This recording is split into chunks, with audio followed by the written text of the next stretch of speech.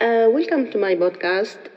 Today I'm going to talk about another important subject. So it's about patient registration with the GP practice. So it's basically any practice in the UK should register regardless the immigration status or the resident status of any patient. There is no prejudice about this, as ultimately the duty of care and the treatment should be provided to everyone without any discrimination. And the GP practice should know their rules regard that in providing the service and register each patient without charging them. So it's basically free of charge.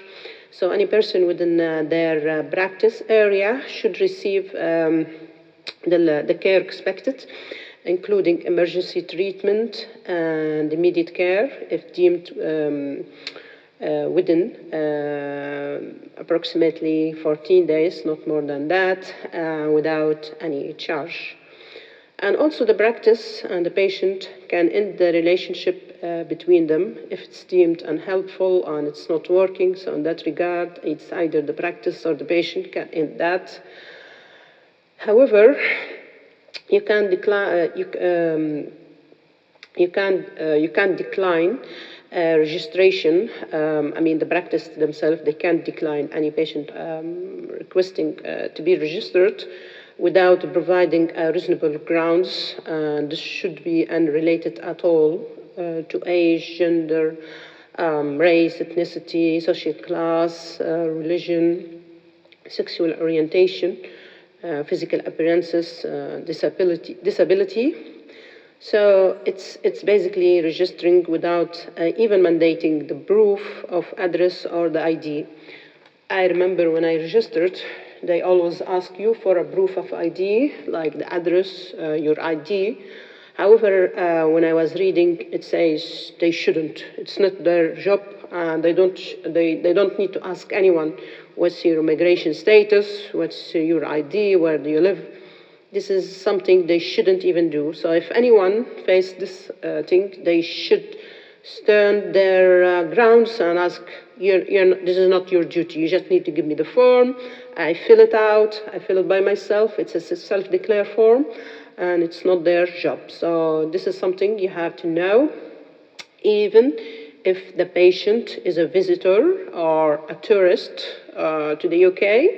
They shouldn't even decline that. They can just state, they're a temporary resident, obviously, and they can't even judge them if there is a need for secondary treatment. So it's not their job as well. However, for the homeless cases patient, because basically they don't have a fixed address or whatever, so they have the right as well to be registered. They are entitled for that on the humanity grounds.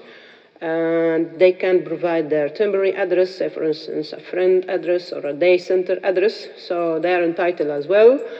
And as I say, for a tourist or a temporary visitor, whether a general tourist or they have some family that they are visiting here, they are entitled as well to receive the NSH primary treatment at the GP practice, and it should be free of charge. They shouldn't charge them whatsoever.